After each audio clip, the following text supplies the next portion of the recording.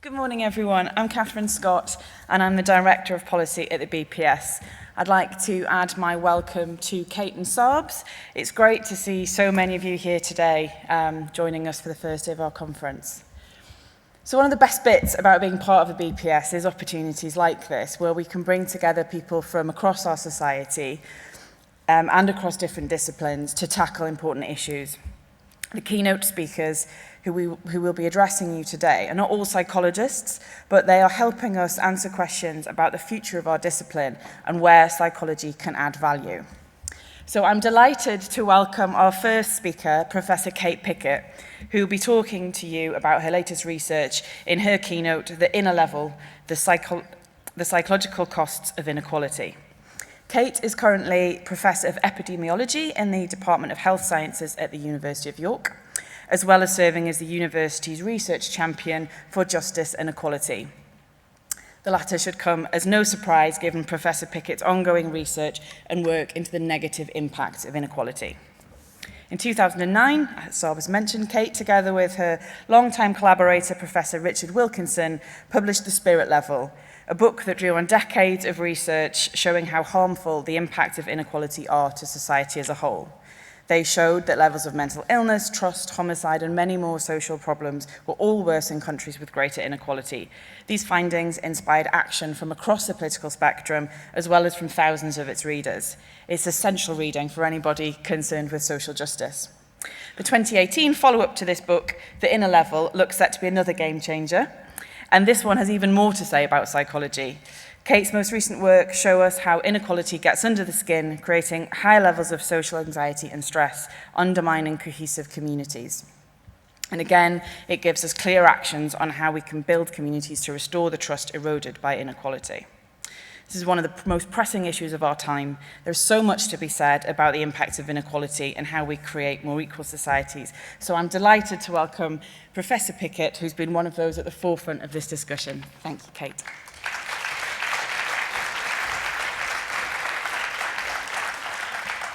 Thank you, Catherine, and good morning, everybody. It's a real pleasure to be here, although I'm sad that I'm here on my own. This was supposed to be a joint talk with Richard Wilkinson, who's my husband as well as my long-term collaborator. But sadly, Richard was diagnosed with colon cancer recently. He had an operation on Thursday, and he came home from hospital yesterday. So obviously he can't be with us today. But he sent his love to everybody, and he wanted me to express how much he regretted not being able to be here today. He hopes to be back in the saddle and talking up a storm very soon. I also wanted to say something before I start about the terms I'm going to use. So, as an epidemiologist, I'm often using data that have been collected by other people or interpreting studies that other people have done. And that means sometimes data are collected using categories that we may or may not approve of. Richard and I were delighted to see the publication of the Power Threat Meaning Framework and the discussion that raises about how we categorize different kinds of mental states. But I'm unable to sort of take that fully on board when presenting data that other people have collected using the categories that they use. So I hope you'll forgive me if they seem clumsy to you. Okay. There we go. Catherine kindly mentioned The Spirit Level, which was the book we published in 2009. And what we were doing in The Spirit Level was really drawing together a large body of evidence, our own analyses, but those of lots of other people as well, and showed that income inequality is linked to a very wide range of health and social problems. So the health problems included life expectancy and infant mortality, levels of obesity, mental illness, use of illegal drugs, but also things to do with children's life chances. So educational attainment is lower in more unequal countries. More young women have babies as teenagers. Social mobility is lower, so people have less of a chance to transcend their social class of origin. And then another set of outcomes that are really to do with sort of societal cohesion, what relationships are like between people in different places, how much we trust one another, what the levels of violence are, how much we imprison people. And so a very wide range of different things, all seemingly linked to inequality. And I think what surprised us most is how large those differences are. So we see 16-fold differences in imprisonment among more and less equal countries, 8 times differences in teenage pregnancy rates. And that's a clue to the understanding that it isn't just the poor who are affected by inequality. If only the poor were affected, we wouldn't see such large impacts of inequality.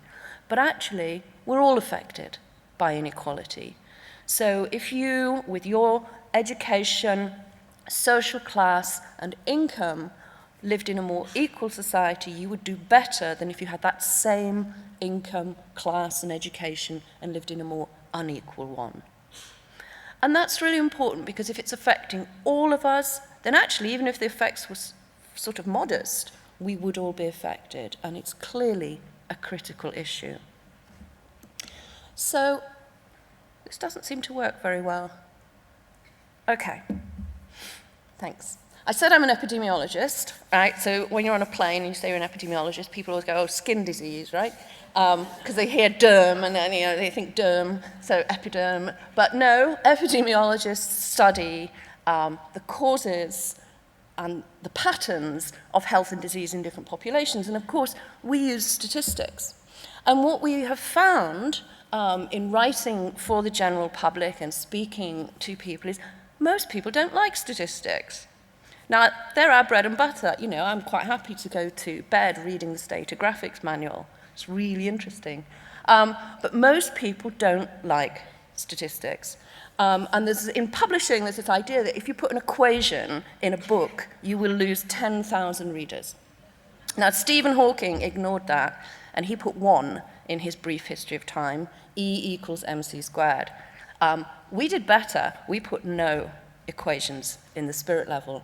And we worked really hard to create figures, graphs, tables that people would be able to understand easily. But then we found this one on Google Images, and it's better than anything we've ever produced, really. Richard says it encapsulates about 40 years of hard intellectual labor, and if you can understand this one, then you can understand everything that we have to say. So I am going to be showing you lots of charts, but this is really all that they are about. So, this is our index of health and social problems. This is probably the central figure from that earlier book. Up on the list there, you can see all the things I mentioned previously that we are linking to inequality. We put them all together into one index of health and social problems and plotted that against the level of inequality in rich, developed countries. And it's an extremely close correlation. The more unequal you are, the more health and social problems you have. UK, Portugal, and USA at the top. The more equal you are, Japan and the Scandinavian countries at the bottom left, the fewer of those problems you have. And so we've been trying to sort of understand why it is that inequality has those profound effects across so many domains. How does it get under the skin, into our minds, affecting the way we think and the way we feel and the way we behave? And we're sort of also trying at the same time to understand why, with our current levels of material well-being, there is so much distress in society. Why doesn't life look like this? Okay, shiny, happy people, connected to one another, living fulfilling lives. This is actually an ad for a Californian psychotherapy clinic. So they may not be as happy as they look. But this is sort of how we feel we ought to be in the world, how we ought to present ourselves. In reality, life looks more like this. So this photo was taken outside Oxford Street Tube Station. People are going to work, it's a morning. So they're all employed, they're all young, they're probably physically healthy, but they are miserable. They are distressed, some of them look angry, some of them look sad, nobody's connected to anybody at all. And we know that we have unacceptably high levels of mental ill health and distress in this country. So in 2018, the Mental Health Foundation reported that 74% of adults and more than 80% of young people felt so stressed that they were overwhelmed or unable to cope sometime in the past year. And around a third of adults had had suicidal feelings as a result of stress. 16% had self-harmed, almost 30% of our young people. These are shocking numbers. These should be headline news all the time, really. These levels of distress, anxiety, and stress are unacceptable in a modern society where really we should be trying to foster the well-being of everybody. How has this happened? How has it become so bad? So that's the subject of our new book, The Inner Level, which was published last year, and the paperback is coming out in June. And in that book, we really look at how income inequality undermines feelings of self-worth and damages mental health. And that's what I'm going to focus on for the rest of my talk. We also bust some popular myths that people use to justify inequality. One is that it's no good trying to tackle inequality because we are, by our very human nature, rather nasty, individualistic, competitive, and out for ourselves. And we show that that is not a true view of human nature. Quite the opposite. We are exceptionally good at being empathetic, reciprocal, caring, sharing, compassionate, and empathic. Some people also think that the inequalities we have are just a result of a sort of natural sorting of talent and capability and willingness to work hard. That the rich are rich because they're cleverer than the rest of us and they work harder. And we show how, unfortunately, that's not true. And in fact, people's capabilities are shaped by inequality and not the other way around. We also spend a lot of time in the book talking about how we can tackle inequality and why we have to do so if we're going to make the transition to sustainable well-being. But those two bottom bullet points, I'm going to leave them for now. We can come back to them in question time if anybody would like to have those discussions. And I'm going to try and leave a lot of time for questions so we can have some more interaction. So it took us a year to write The Spirit Level because we'd done a lot of research and we had something to say. It took us about 6 years to write this most recent book, really because the research, the evidence base was evolving as we were writing. Lots and lots of new research was coming out, much of it from psychologists, which was really a change, a real sea change in the way psychologists were thinking about inequality. But one of the papers that came out that I think has been enormously influential on us was a study by Robert Walker and his colleagues that looked at people living in poverty in lots of different countries. They spoke to people in India and Pakistan, in Norway, in Uganda, in the UK, etc. And what they found was that although the material circumstances of poverty are radically different in those different places. This is an Indian slum on the right, no running water, no electricity, very poor housing, no sanitation. And on the left is the kind of property that people live in if they tend to be poor in Norway. 2 to 3 bedroom flats, central heating, all mod cons. But although the circumstances in which people were living materially were really different, their experience of poverty was exactly the same in all of those different places. People who were poor felt ashamed of being poor. They felt humiliated. They felt that they had worked hard to try and escape poverty, but they hadn't been able to do so. They felt ashamed that they couldn't provide for their children. Children felt ashamed in school of their poverty. Some men reported taking out that shame and humiliation on their wives and partners in violence. So a very common feeling across all of those different contexts that to be near the bottom of society produces shame and humiliation. And that shows us that it's relative income that matters. It's not the absolute amount of stuff you have. It's where your income places you in relation to the rest of society. And what inequality does is, in effect, it makes the social ladder steeper and the rungs further apart. So it feels even worse to be at the bottom, but it doesn't feel great to be just below the top either. And the social distances between people make human relationships more difficult. Oops. I liked your little film earlier for your society and the comment about how psychologists have helped advertisers sell things better. That is very true. Here is a Louis Vuitton rubbish bag. So if you want to show that you are a better class of person than others, you can put out your rubbish in a designer trash bag. And it is another consequence of the ladder being steeper and the rungs further apart, that what we have, we tend to think displays what we are worth. So it's as if our stuff declares us to be either a first-class citizen or a second-class person, or worse. And so advertising feeds on that and creates more stress and more consumerism in more unequal societies. Right, so here was the pattern of mental illness in relation to inequality from our 2009 book. So people used to think that it was really difficult to compare levels of mental illness in different places because systems for accessing treatment, systems of diagnosis are very different. The cultural context of declaring somebody to be mentally ill can really differ.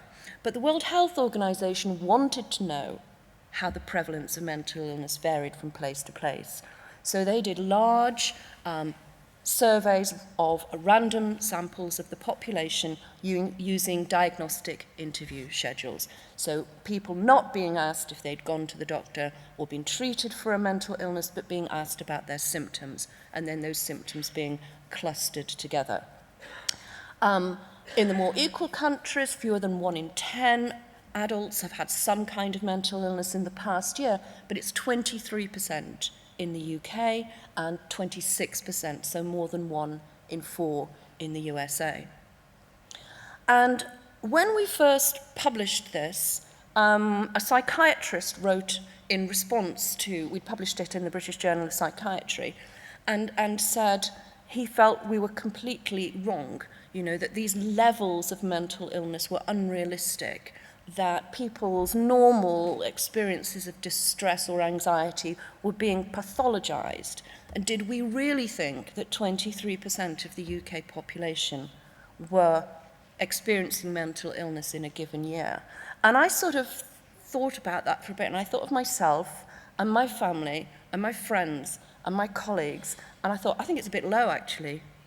And anyway, the point is that it's different in different places. It's not really important whether that 23% should actually be 26% or 22%. The real crux of the matter is, why is it so different from Belgium? Why are so fewer people experiencing those symptoms in Belgium, in Japan, in the Netherlands compared to us? So that's the real question. And an analogy we like to use for trying to understand this is a hurdle race. So if you want to know who wins the race, then you would look at individual differences, maybe in height, training, skill. But if you want to know how many hurdles fall over in a given race, then you want to know about the height of the hurdles. You want to know about the context of the race and not the individual differences. And so this is what we're trying to do. We're trying to understand what is it about some societies that increases levels of stress and distress to such levels that we get the pattern I showed you in the previous graph. And I can remember shortly after our first book was published, I went back to the University of Chicago where I'd worked for a while. And the University of Chicago is quite a snooty place. It describes itself as the Ivy League of the Midwest. And it likes to claim that it's had more Nobel laureates than any other university. But they count anybody who even just came and visited and gave a seminar, you know. But they're sort of ruthless with speakers, you know, so you go to speak there and you're lucky if you get through 2 or 3 slides before they start. So I went back there and I said, I've been in the UK for a while, so please be gentle with me, to my former colleagues, but of course they weren't. And at the end of our talk, they said, well, you're theorizing that it's anxieties about status that underpin the patterns that you're showing, but you haven't shown us, and it was true, we hadn't. We were making inferences about status anxiety based on the data we had and then based on some human and animal experiments, but we hadn't shown it empirically. And now, thankfully, somebody has. So these data come from Late and Whelan, colleagues in Ireland, and they looked at levels of status anxiety in European countries. And they looked at it across the income distribution. So on the left are the poorest tenth of the population, and on the right, the richest tenth. And if you look at all 3 lines, you can see that people are more worried about their status if they're poorer than if they're richer, as we would expect.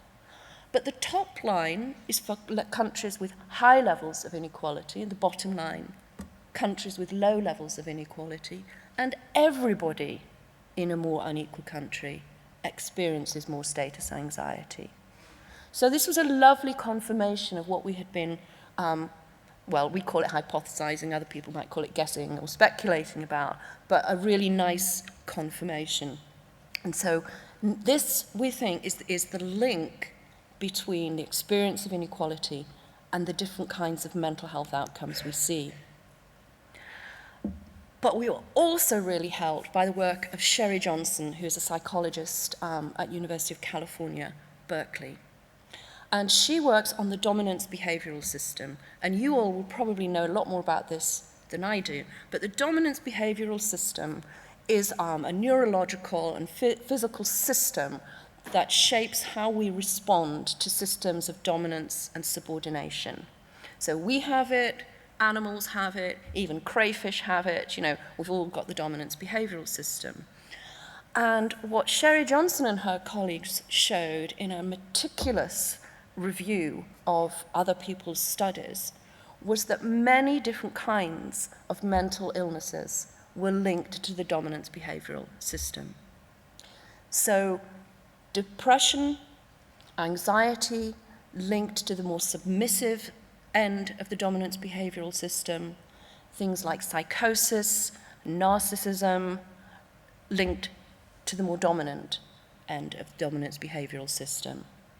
What they didn't realize was that the levels of those different kinds of illnesses were very different in more equal and unequal countries.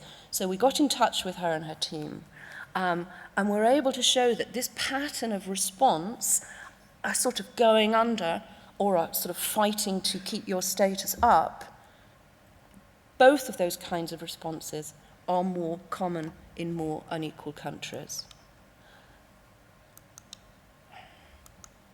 And so some people go under. They feel they can't cope. They feel that they can't manage other people's expectations of them. They think they're not good enough.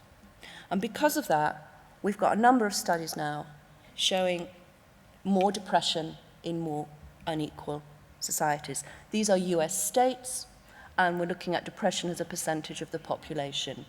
So at the more unequal end, over 10% of the population, but it's much lower in the more equal states. And we've got several studies of this kind. But we also see this opposite reaction. Does this remind you of anybody? We started writing our book before Donald Trump was elected President of the United States, but we're able to include some really interesting tweets from him about how wonderful he is. So sometimes we say, wouldn't it be terrible if a narcissist were actually to rise to a position of political power? but there you go. We have actually also seen data showing that the swing from Democrats to Republicans, the swing to Trump, was the most closely linked to an index of health inequality in different US counties. So when you divide a nation, you do increase populism, people's sense of being left behind, and it's potentially very damaging to our democracy, but I digress. Anyway, it turns out that people exaggerate their self-importance more in more unequal societies. And we sort of got onto this one because, interestingly, when we were asked to write a new chapter for our last book, just to say what the response had been to it, I went out and did some literature searching, looking for new studies that linked income inequality to physical health. And I found 9. And 7 of them showed exactly what we had shown, but 2 of them didn't. And then I realized that the 2 that didn't were using self-reported health and not an objective measure of health. And then if you actually table life expectancy against the percentage of the population who think their health is great, they don't match up at all. They sort of go like this. So in Japan, which has the longest life expectancy in the world, less than half of people think their health is good. Whereas in the United States, which comes bottom of the International League table of rich countries for life expectancy, everybody thinks their health is fabulous. And so we had started wondering if saying you're doing okay becomes more important in a more unequal society because status matters more. And now psychologists, Peter Kuppens and Steve Lufnan and their colleagues have shown this to be the case. They looked at self-enhancement in more and less equal countries and found it linked to inequality. And self-enhancement is that thing of saying that you're better than other people. So you probably all know that in America, 96% of people think they're better drivers than average. Okay? In Sweden, it's only 66%. And we all know that it should be 50%. Someone should have told Michael Gove that when he said all of our schools should be above average. But we know it should actually be around 50%. So in this study, people were asked, do you think you're better looking than other people? Do you think you're cleverer? Do you think you're a better driver? Are you a nicer person? And people were more likely to self-enhance in those more unequal places. And therefore, you won't be surprised to see that narcissism has risen over time as inequality has increased in the United States. We've only really started distinguishing between self-esteem and narcissism since about 1983 or so. So the data don't go back very far, but a really rapid rise in narcissism. And I'm told that it's no longer really useful to use the Rosenberg measure of self-esteem with US college and school students because they all score maximum. There's more schizophrenia in more unequal societies. There are more psychotic symptoms as well. And some people go under, some people try to tough it out and self-enhance. Other people, of course, indulge in behaviors that make them feel better about themselves, that comfort and soothe them. So we see more calorie consumption in more unequal societies. We see more alcohol use. We see more illicit drug use. We've just been able to get hold of data on problem gambling. We see more problem gambling in more unequal places. And of course, we see more consumerism. I mentioned this before, because status matters so much, we buy things we don't need with money we don't have to impress people we don't like. And consumerism runs out of control in more unequal societies. Pressure to have designer goods, and if you can't afford the real thing, you can get used designer carrier bags on eBay so that you can go to Primark and then pop it in a Gucci bag. It's hard to imagine people doing this in a more equal society. There's more advertising spend per capita in more unequal countries because advertisers informed by you savvy psychologists, know that they can work on our vulnerabilities. We heard a long time ago that advertisers didn't bother spending much in countries like Denmark, and we didn't really believe that that could be true, but it is. And because of that, debt rises, household debt rises as inequality rises over time, and household debt, we know, is an incredible stressor. And then, of course, people withdraw from participating with one another. They withdraw from social interaction when the social distances between us are greater, when there is more depression, more distress, and more social anxiety. So civic participation declines. That's voting, belonging to organizations, trusting other people. And this from a recent PhD student of mine who's just graduated, who found that in countries with high levels of income inequality, there was more stigma around mental illness, and fewer people were willing to talk to somebody with a mental illness in more unequal societies. So what do we do? Well, we used to think that if we just, told people about this stuff, they'd do something about it. That policy and politics should be evidence-based, and as long as you get the evidence out there, then people will do something about it.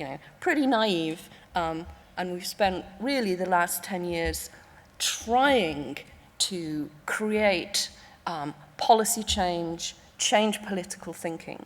We established a charity, the Equality Trust, in 2009 that works to educate and campaign around inequality. We've done lots of things over the years, including I worked with Catherine when she was at Save the Children on making sure that inequality reduction was included as one of the goals in the United Nations Sustainable Development Goals. So we try to work at international level, at national level, at local level, to actually change things. But it's really tough because the world keeps getting more and more unequal. And every year at the World Economic Forum, Oxfam now reports on global inequality. And this year, they said that the world's 28 richest people own as much as the poorest 50%. Inequality rose massively in this country from 1979 onwards, and nothing has ever been done about that. And we continue to sort of tick along at the highest levels of inequality in Western Europe. But in Britain, as well as our inequality, we're also seeing increasing relative and absolute poverty and the impact of austerity on our society. When I lived and worked in America, I used to feel a little bit smug about being British, because I used to think, well, we've got the NHS and we don't have soup kitchens. Well, now we do. We have food banks everywhere. We have declining public services, declining investment in our public services, and that is starting to be writ large on the health of the population. So you will all know about the mental health impact of austerity, but it is also affecting physical health. We have seen a rise in infant mortality in this country since 2010, and life expectancy increases have just bottomed out, and we're seeing increased mortality in some age groups. So our whole population is now facing this sort of double whammy of the levels of inequality that were never dealt with, and then austerity being added on top of that. These are some of our young equality campaigners in London. If you'd like to learn more about how to tackle inequality, do please go to the Equality Trust website, where there are lots of resources, lots of suggestions of what you can do yourself in your institutions, locally and nationally. This is something that we all need to fight together. I'm going to stop there so that we do have time for questions. Thanks very much for listening.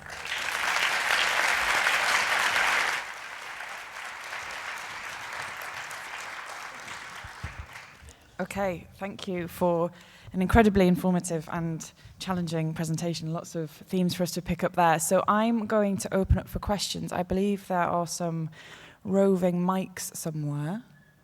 Oh yes, so I'm going to call out by the number on the mic. So if you could put your hand up if you'd like to ask Professor Pickett a question. Anybody? It's status anxiety. Yeah, status. Yeah. So we have Renee in the front row. Thank you, Renee.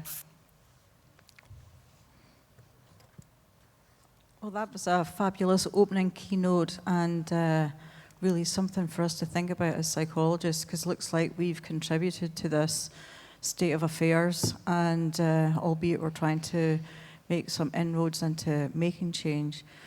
It's just really shocking to see this.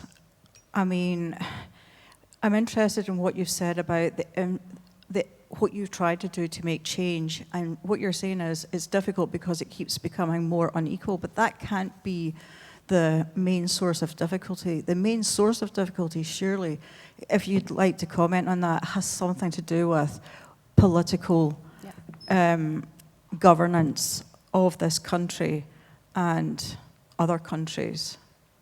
Would you like to comment on that? Thank you. I'm going to take a couple Yeah, more. I'm going to take another couple of questions to give Kate time to digest those. So we have Richard over here, number 2. Thank you.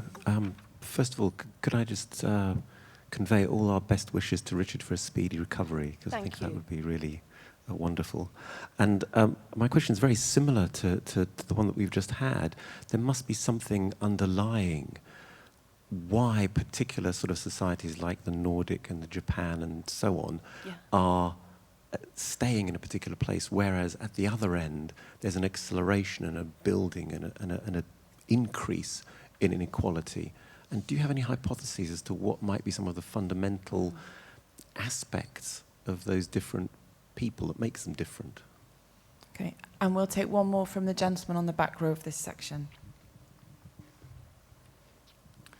Hello, thank you for your really interesting talk. What I was thinking throughout was, well, what's underlying the reason that inequality is creating these effects? And I think my view is that I wonder if you'd want to comment about, is that it's about neoliberalism. I'm sorry, I didn't catch that. It's about neoliberalism. Thank you. neoliberalism, the political system that has been rolled out throughout the world since the 1990s, and that actually this country was a pioneer of, and that has resulted in political systems and systems in the public services, performance management, monitoring people, increasing surveillance, that actually is creating great unhappiness, I think, in population, and that people in public services are certainly very familiar with. All the research about that shows that increasing performance management that is linked with neoliberalism, increased austerity, directly results in unhappiness, depression, psychological difficulties, all the other effects that you've mentioned. So I was wondering whether the countries where there aren't these effects have not rolled out these neoliberal policies, new managerialist policies, managerialism, in the way that this country has. And I wonder if you have a view about that. Thank you. So, I think all the questions are connected, really.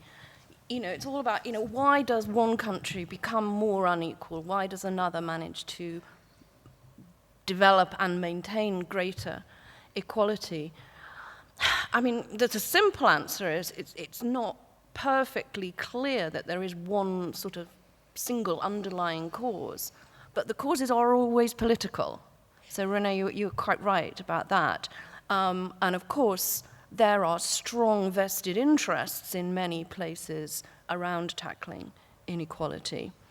But if we look at different countries, they get to their current or have their historic patterns of inequality for quite disparate reasons. So Japan used to be very unequal. And if I had been presenting my analyses just after the Second World War, then the USA and Japan would have been in opposite places. They're the two biggest countries that we look at.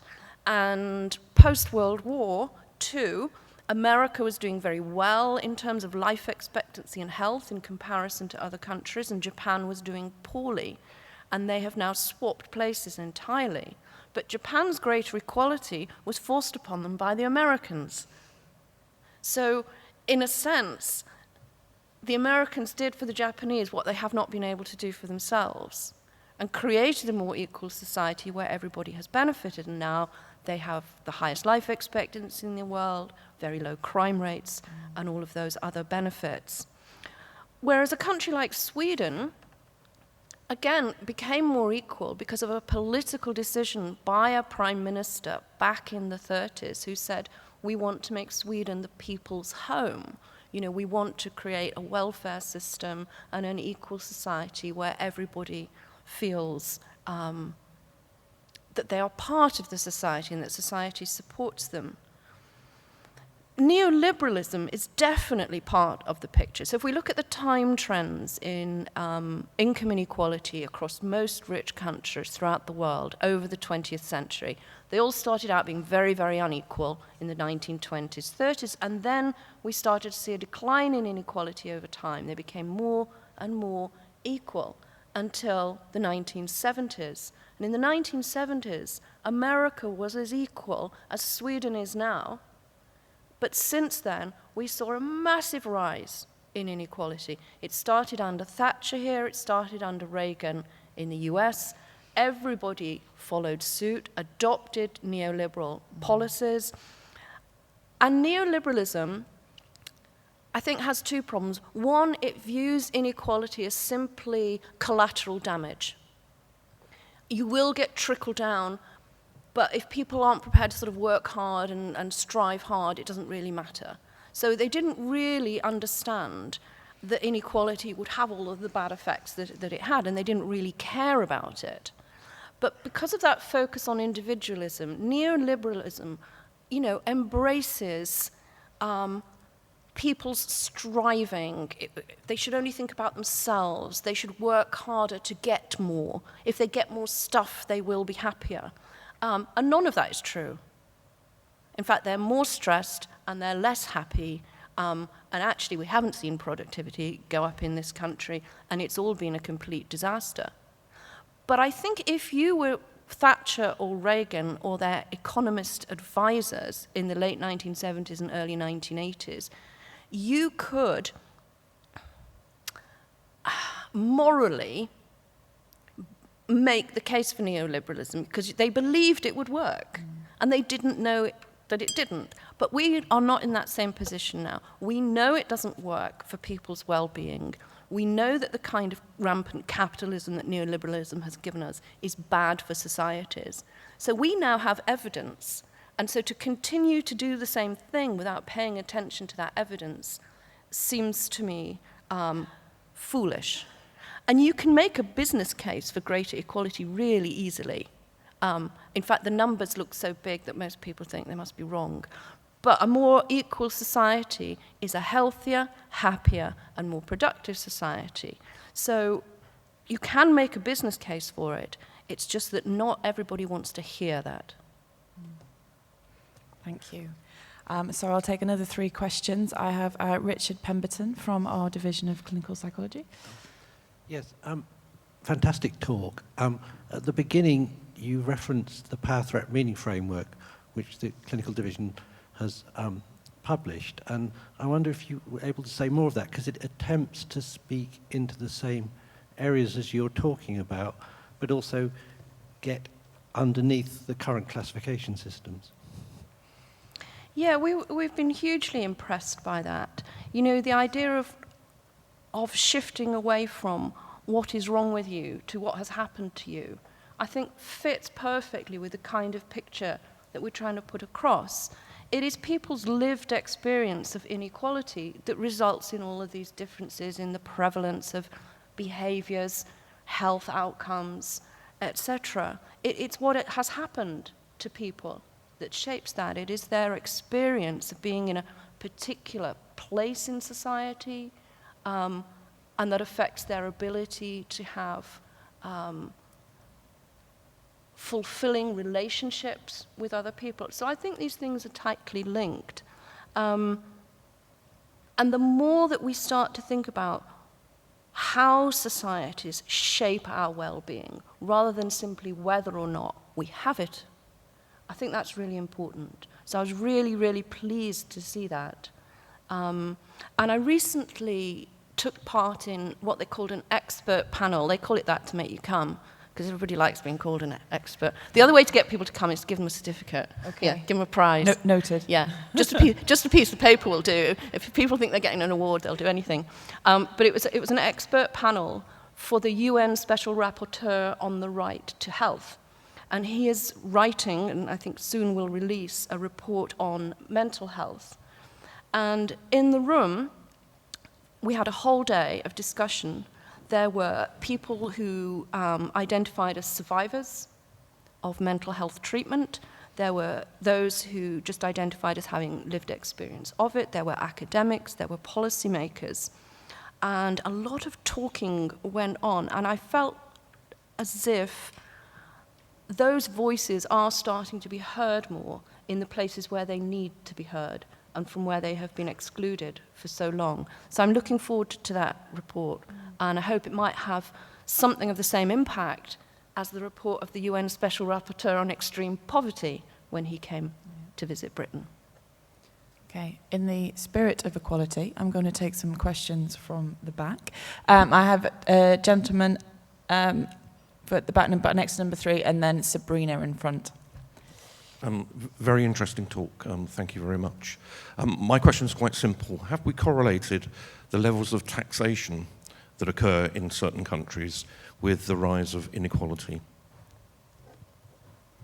And we'll take one from Sabrina, who's just sitting, who's from my team, who's sitting just in front there. Hi, Kate. Thank you for a brilliant presentation. Just thinking from an external perspective, I recently joined the BPS, and particularly with what Saab was talking about earlier, in terms of working more externally with other partnerships. So I wondered, I guess, in you coming here today, perhaps you've had some thoughts in terms of where BPS could sort of focus their energies, what that would look like in terms of a campaign, and also other partners you think we should be working with as well. Okay, thanks. On taxation, I haven't done any work on that myself. Clearly, people are taxed more in some more equal places, such as the Scandinavian countries, which have much more progressive tax policies than we do. But that's not the case in Japan. So it's part of the picture, but it's not the entire explanation. And you know, we used to have much higher marginal tax rates. They were over 90% at one point in the US, the top tax rate for a little while. And certainly there's a movement there that's calling for the top marginal tax rate to be raised to 60%. By Alexandria Ocasio-Cortez, did I get her name right? That's getting a lot of momentum. And I've been really surprised by that, because I lived in America for 16 years and nobody would talk about tax. It was sort of unthinkable. And now they're having that public discussion, and we need to have it here too, because it is an important part of the problem, even if it's not the only solution.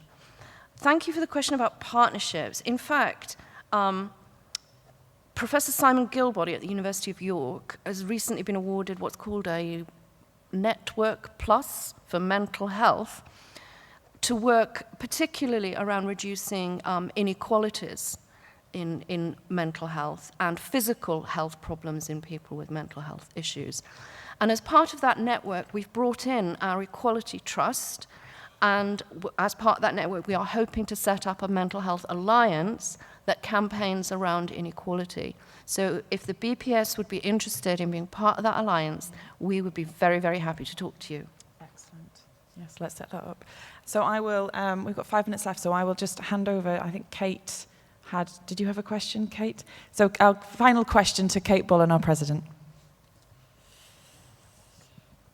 Thank you. Thanks very much, Kate, for a really interesting talk, and it was very thought-provoking as well.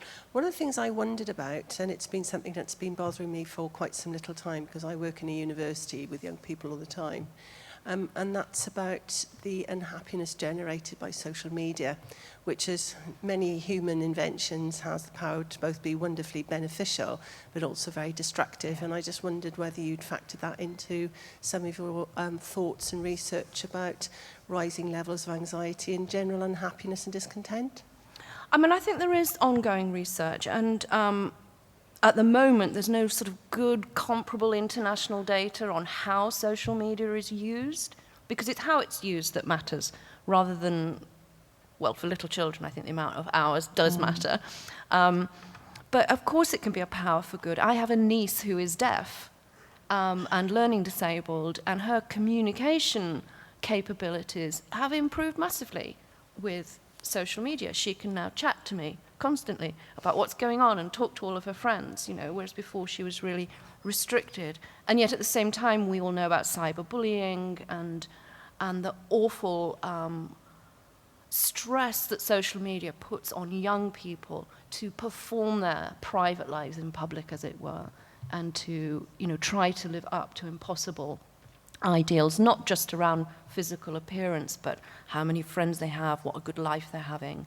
I do think this is problematic. What I suspect probably happens is that in more equal societies, the use of social media would be moderated towards a more positive end. That would be my guess, but I haven't seen any data yet. I'm sure it will be forthcoming. And are there any other areas of research where you think there are real gaps that could be filled? I think that is a really important one. Until recently, there were no studies of domestic violence in relation to inequality, but we've just finished one. Again, that's an area where it's quite hard to get good data. So we've done a study across Latin American countries where they're fairly culturally similar, and the data were collected in the same way in all of them. And we have found that domestic violence is linked to inequality. But I think these pathways need exploring. I think we do need more research on the history of inequality and how we get to where we are. And then I think, yeah, more research on how we, I suppose, foster communal well-being and shift away from just thinking about individuals and thinking about fostering the well-being of places. Wonderful. Thank you very much. So that brings us to the end of that keynote session. I'd like you all to join me in thanking Kate for her insightful and interesting presentation. Thank you all for listening. Thanks.